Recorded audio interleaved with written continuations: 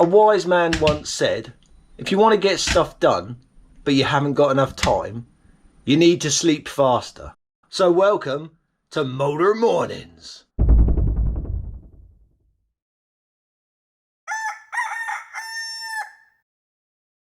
Good morning, good morning. Welcome to another Motor Mornings. Idiot.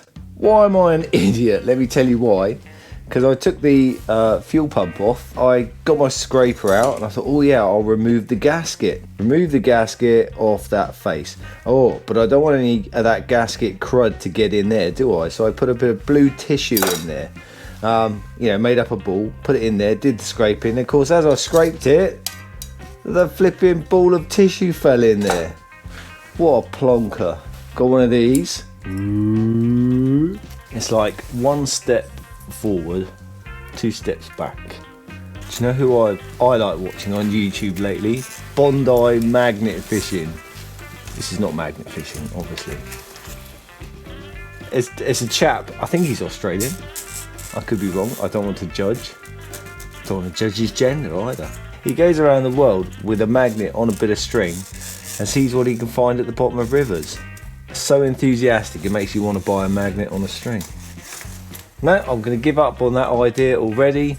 But thank you very much to Dave Goodwin, who said in the comments that all I need to do is take that bit there off, which is the speedo housing, and then you can just access it. And he said that's super easy to do. So thank you very much, sir. I will be doing that. 1, 2, 3, 4, and one hidden just behind the speedo cable. Take a photo of that one. Go on, what size do you reckon that is? 7/16? Correct. I'll take that speedo drive off. Go on, what size is that? 3/8?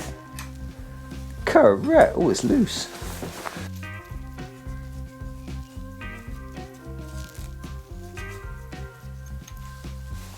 As simple as that, eh?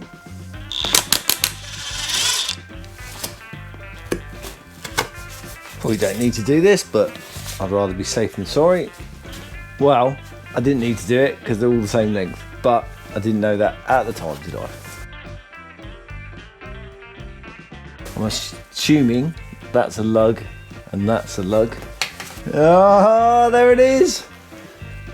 The offending item. Well, I'm the offending item. Because it landed there, probably wouldn't have done too much damage, but over time it certainly would have done. Right, I'm going to find myself another gasket.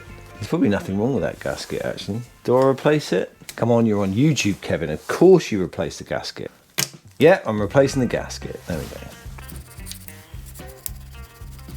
So if I haven't explained already what this engine's for, or if you haven't seen it, this is just a spare engine. It really is.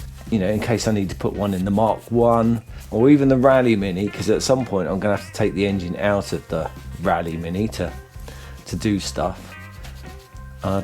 It'd be nice just to replace it with something, even if it's just a standard 1000cc, so I could still drive it around, take it to shows or to car meets and things like that. There we go, it's like that, isn't it? Gasket sealer or no gasket sealer? Well, obviously it's a classic Mini, so it's gasket sealer, isn't it? Okay, there we go. So a fine smearing of gasket sealant. How do I make sure that speedo drive lines up? I don't, it just does. Speedo drive housing nuts. 18 foot-pound, which is 25 Newton meters.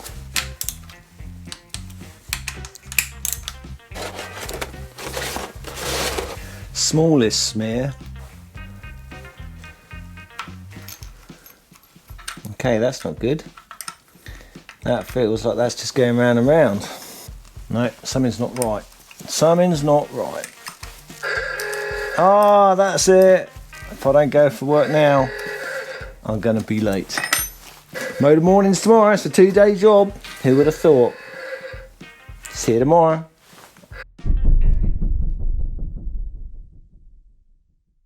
I'd like to take this opportunity to thank our patrons.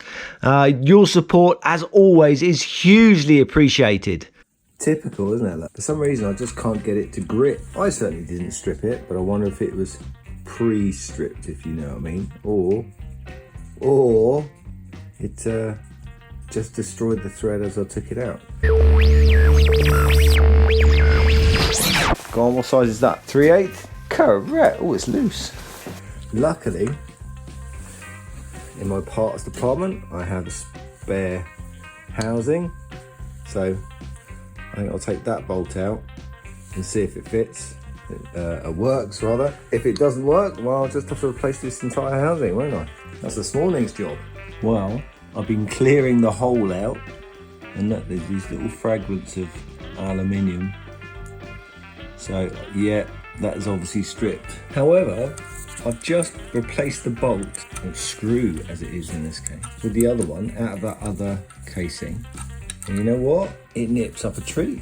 Looks okay. I wonder, just removing some of that debris. I'm not going to over tighten it, but that is enough. I reckon what I'm going to do, I'm going to take it out again. Put a little bit of thread lock on there. Disaster averted. Well, there we go. That wasn't a planned episode, I can guarantee it.